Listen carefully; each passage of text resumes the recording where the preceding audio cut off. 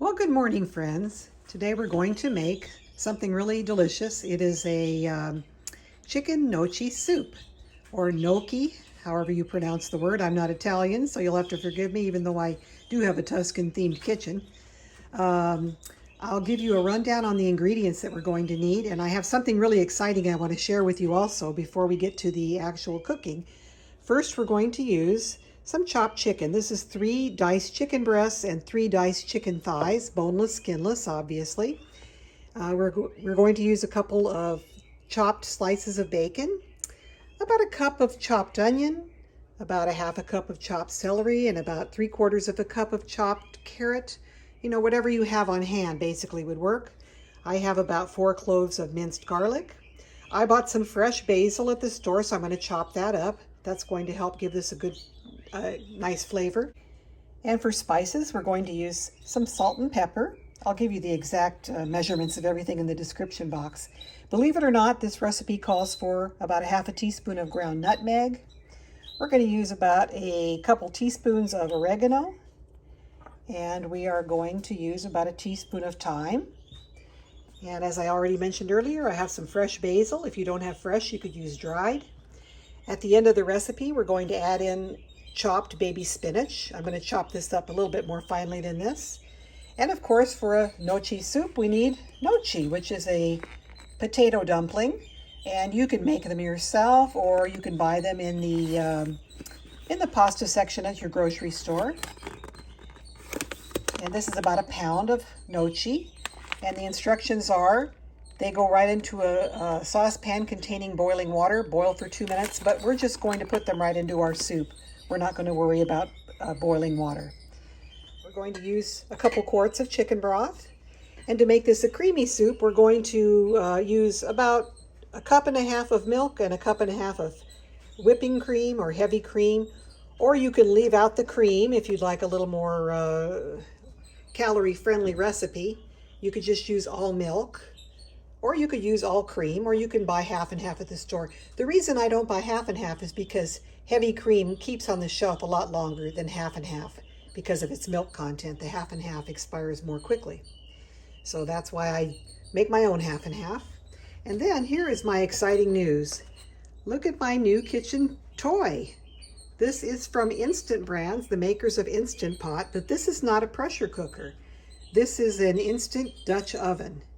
And I believe I paid $120 for this on Amazon.com is running a special right now. The red color in particular is less expensive. They also have, I think, a blue and a green and a black, maybe. And this is a regular cast iron pot. And it is totally enameled inside and out. So it doesn't have the care concerns that you would have with regular cast iron. And it sits inside this cooking base, sort of similar to a slow cooker. This pot also came with some utensils. It came with tongs. It came with a spatula. It came with these little rubber holders here. And you're not supposed to put those on when you're cooking, but only when you're ready to remove the pot. And it also came with this really nice pan-friendly spatula. So lots of nice tools came with this pot. I can't wait to try it. I want to plug it in and kind of show you a little bit how it works. This pot will do anything from sous vide up to cooking in about 400 degrees. And when you plug it in, you get your menu that pops up. Everything is touch. Let's see, if you want to say slow cook, there are some presets. It'll cook for 4 hours. You can adjust your temperature and time, so that's the time. I don't think you can adjust the temperature if you use the preset. Now, if you want to go to manual mode, that's where you have the most freedom. And you can adjust your temp and time. Temperature, you can go from, I think it's 140, even down to 130, 120. So you have when you want to keep something warm, you've got that option here, but you can fully adjust the temperature to whatever you want. And you can go all the way up to 400 degrees. So if you want to slow cook, say at 190, you could do it. It's not in the slow cook mode, but you would have to use the manual mode. And you can adjust, say you want to cook at 200, which is a pretty common setting for a cooker, slow cooker. You can set your temperature to 200. Now you can set your time to whatever time you want. I haven't worked with this machine yet, but I was just so excited, and I want to use it for this recipe because it also, like the regular Instant Pot, you can sear or saute before you start to cook. So I'm going to put our ingredients in and make this a one-pot meal. We're going to sear and saute the bacon and chicken. Then we're going to add in the vegetables, and then we'll add the broth and the half and half. And I'm going to also use Parmesan cheese in this recipe. I'm going to just cancel this for now. So we will probably be using about half of this bag of pre-shredded Parmesan cheese. And that will help, we'll put that in at the very end. That'll help to thicken the soup and of course give it the wonderful Parmesan flavor. So let's get started. Okay, so I wanted to just show you, I had this baby spinach and today was the best by date. So I decided to go through them individually. It took a little while, but I wanted to make sure they were all good and fresh. And while I was at it, I took off the stems. And there are some here that were not quite as fresh and good as others. And I even found a couple pieces of field grass in there. So yeah, I kind of don't like to just open something like this, even though they say it's washed and ready to go, and just dump it in my meal. I also don't like the stems. I had the last time I made something with spinach, I made a mental note that I wanted to remove the stems because I don't like those in my food. And then we've also got the basil here, and I've rinsed that real nicely, and I'm going to chop that real fine too and remove the stems. And we'll put this in at the end of cooking because you don't want to lose the flavor of the basil. It's very light and delicate, and it's easily cooked off, so we want to put that at the very end of cooking. And the same way with spinach. It doesn't need much cooking either. It cooks down rather quickly. So we'll chop these up and save them for the end. Okay, so we are going to set this to saute, and that is the temperature. It automatically sets to 400, and the time it will allow you to saute for us for 20 minutes. And I believe you can adjust the temperature and time. Let's see if we can do it. Oh yeah, we can go longer. I guess we can't adjust the temperature. They're assuming you want to sear at a high heat. Okay, so let's start. And when this reaches the temperature we want, we're going to put our bacon in. That's the first thing we're going to cook. So we'll come back when that's hot and ready to go. Okay, so I'm hearing the bleep bleep. So I assume that means that we're ready to cook.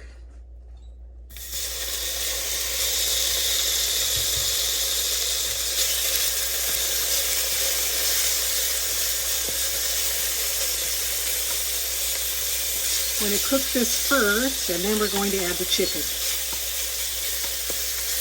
So we're going to come back when this is nice and crispy. And you can see there's a little message here. Sear, sauteing, and it's done with preheating, and we are cooking. So just to show you how that display reads. Okay, so our bacon is pretty crispy. I'm going to move it to the side. I'm not even going to bother to remove it from the pot. I'm going to toss my chicken right in. And I don't need to add any more oil because I'm going to use the bacon grease for my cooking oil. So here is the chicken. I've mixed it with a little bit of cornstarch, but you can use flour.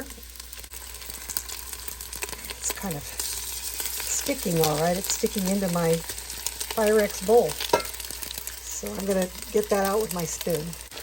Okay, so we've got the chicken in here. We're going to give it a quick sear. And it's in small pieces, so if I can just keep moving it around and browning it, it's going to be pretty well cooked.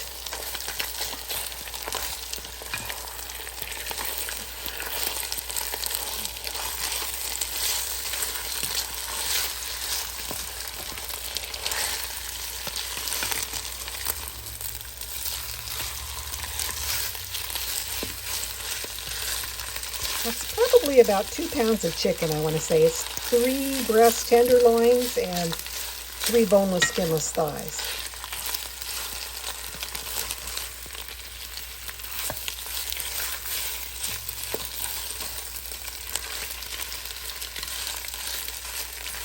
And we still have this on our sear saute.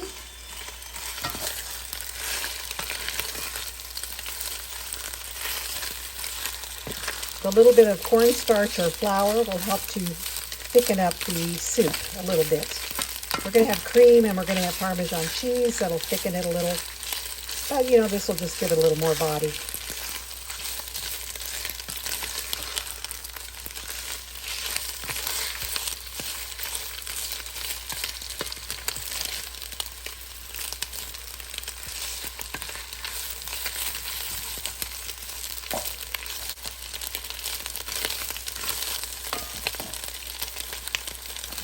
So this will probably take a couple more minutes.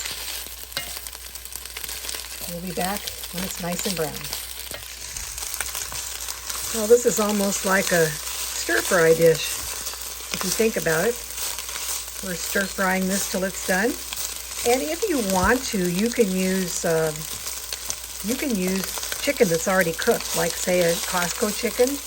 You know, that's fine too. That would save you the step of cooking the chicken.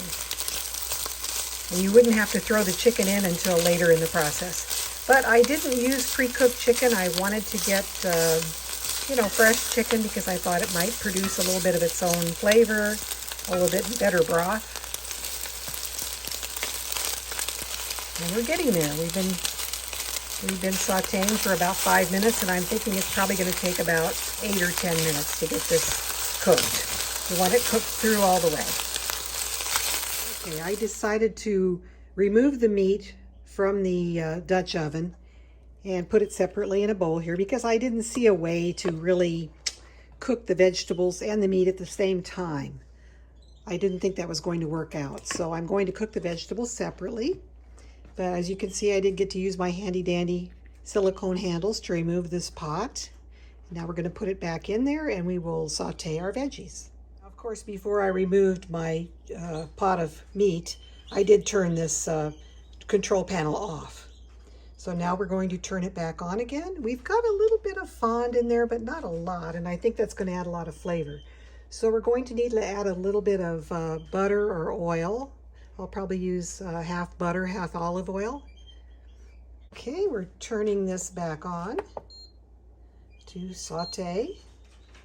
Start. So it's practically there. I did go ahead and put the butter in. I neglected the rule of waiting for the pot to finish preheating before adding my oil. I'm going to add some of extra virgin olive oil. It's still in the preheating stage, but I don't want the butter to burn. Okay, so we've got some olive oil, some butter.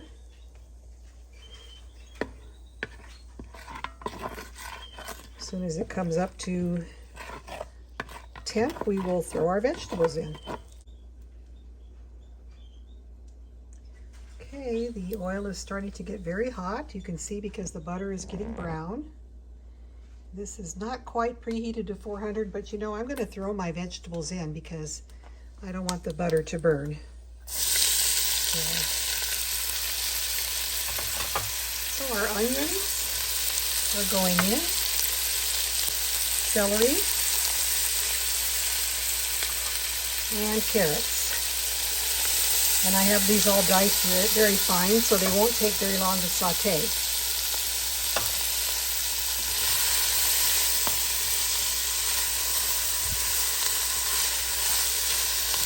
Now I'm sure there's probably a way to set the saute heat to 375 or 350, but I'll just have to look at my booklet later on. But for now, this is fine. I just didn't wait till it was quite 400 degrees to saute my veggies. We want these to soften. I have to say, I really do like this Dutch oven. It's a 6-quart Dutch oven. I think it's going to be so handy. It's got the multiple features, like you can saute and then cook. Okay, so everything is pretty much softened up. Oh, now it's up to the 400, add food. So when it got to 400, it told me to add food, but I already kind of jumped the gun and added my food. Now I'm going to add the garlic at this point. You don't want garlic to cook too much or the aroma will disappear. And I really like that this pot has some of the nice features like the Instant Pot. You know, you can sear and then cook in the same pot. So that's going to be really good for pot roast.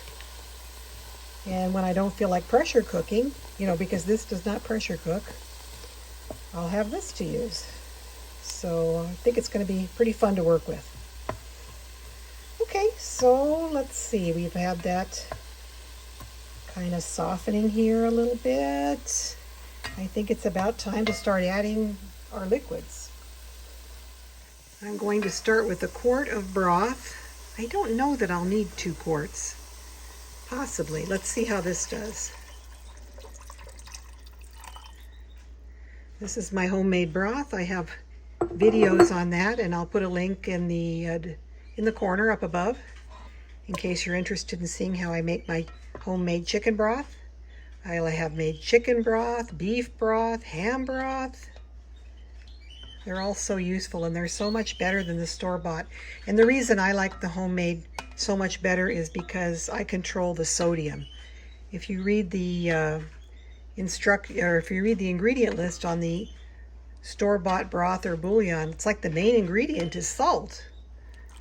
And they just really, really oversalt the food, in my opinion. So I like to have my own homemade broth that's got other aromatics other than just salt. Alrighty, now we're going to add some more seasoning. Some salt. You probably want about a teaspoon of salt, because this is going to be a big pot of soup. And however much pepper you like. I just prefer a little bit. About a teaspoon of oregano. Oregano gives it a really nice flavor.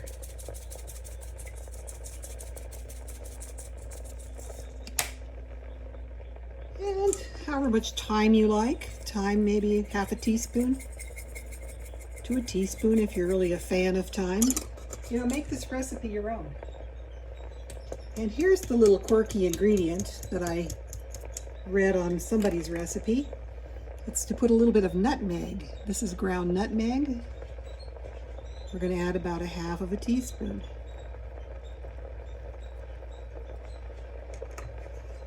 And I still have the Instant Pot Dutch oven set to sear saute. So we're still in that mode. And we've got the veggies. We've got a quart of broth. I'm probably going to need a 2nd quart of broth. So let's get that in there.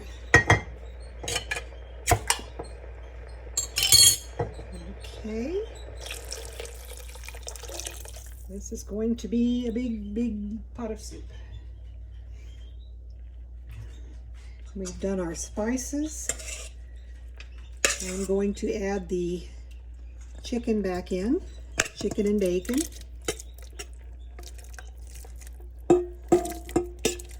And if your chicken wasn't quite thoroughly done all the way through, like if you had bigger chunks, putting it back in now will help to make sure that it's completely done, because you're allowing it a little bit of that time to cook in here when the broth starts bubbling and boiling.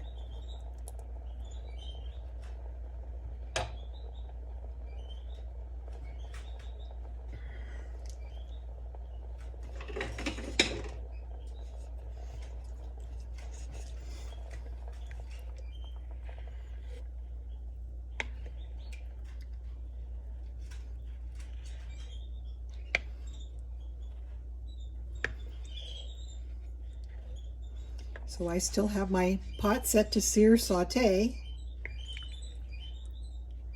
Gosh, I think I could probably make the whole soup just on that setting. Once this comes up to a boil, we'll add the gnocchi because it has to cook for a couple of minutes. And by cooking it in the broth, you're going to have it absorb that wonderful chicken flavor.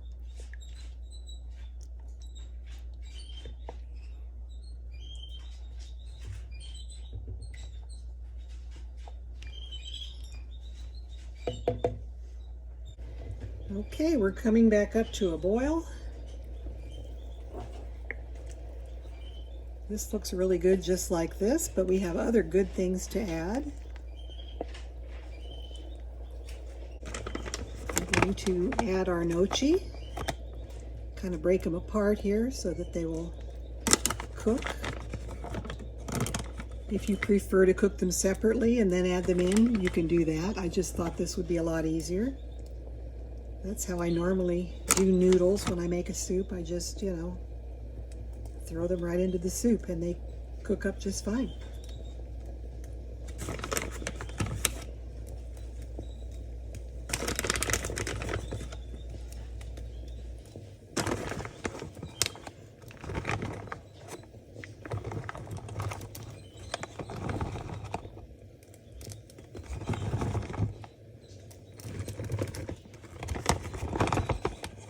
Okay.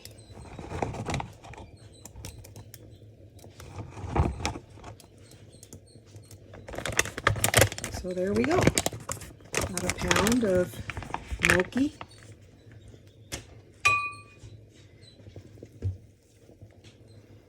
And we're going to let this just cook for a couple of minutes.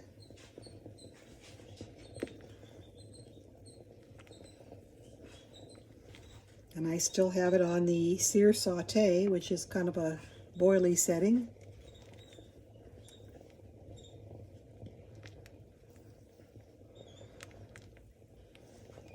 Basically, all you have to do is just put this soup together and then it's ready to go. So it doesn't need any extensive cooking. The chicken looks done. The veggies have been pre-cooked. The bacon was cooked. We're just waiting for the dumplings to cook, which according to the package instruction only takes 2 minutes in boiling water. Then all we have left to add is our greenery, the basil, the spinach, and then we'll add the cream. And the last thing we're going to add is the Parmesan cheese. Now, of course, you could do this on your stove. You don't need to have any fancy cooking pot like I do here, but I just thought I'd give this thing a test ride just for fun. And I'm having fun.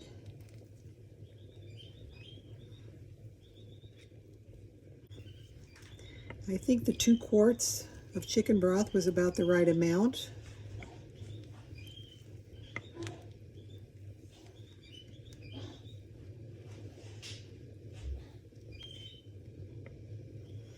And they say you can tell when these are done because they'll float to the top. So they're getting done. They're floating to the top. Alrighty, let's see.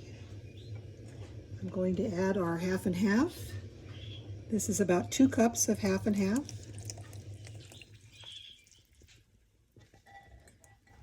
You can add more or less depending on your particular taste. Alrighty, there is the addition of the cream. Very nice. And then we're going to throw in some Parmesan cheese to help it solidify a bit. Or to help it. The Parmesan cheese really helps to thicken it up. Oh, and I almost forgot the greens.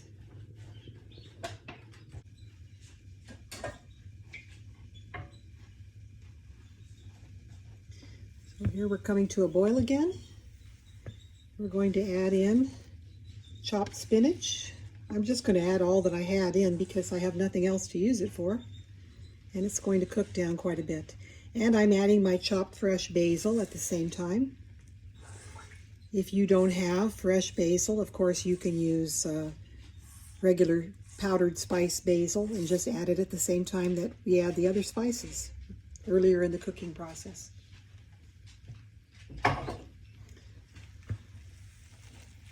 Okay.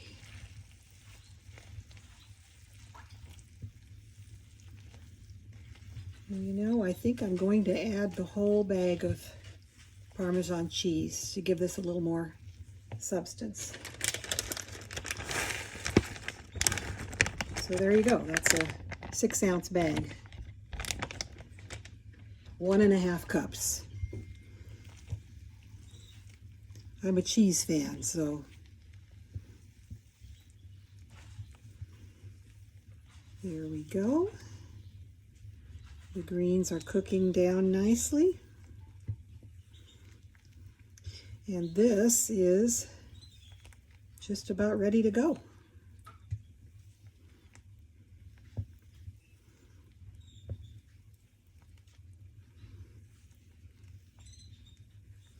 Now at this point I can turn on my slow cooker and just let this simmer if I want to, or I could eat it right away.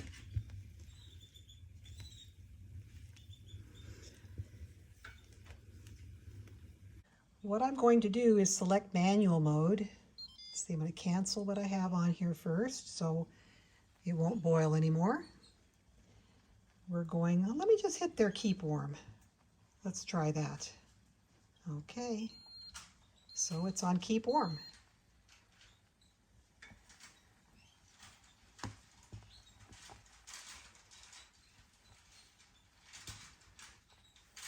Very nice. Enough for an army.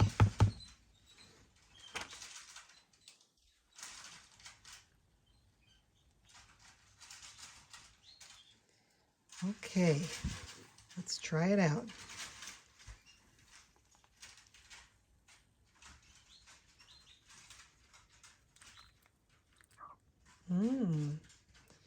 Looks delicious and smells great too.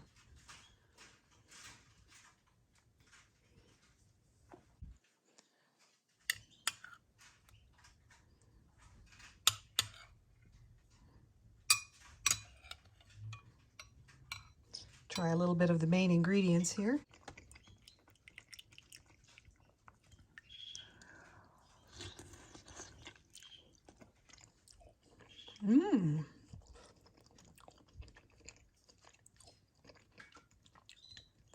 Chicken and dumplings with an Italian flair. Delicious.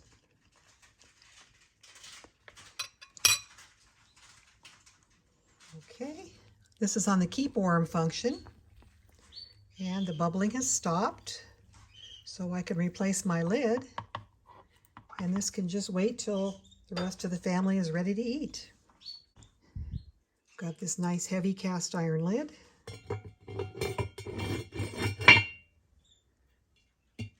Okay, ready for dinner. So I hope you enjoyed this video and this glimpse at the Instant Pot Dutch oven, and also of course the recipe for the chicken gnocchi soup. And please, if you did enjoy this video, please like and subscribe. Hit the notification bell so you'll be notified every time I upload a new video. And I hope to hear from you soon. Take care. Have a great rest of the day. Bye-bye.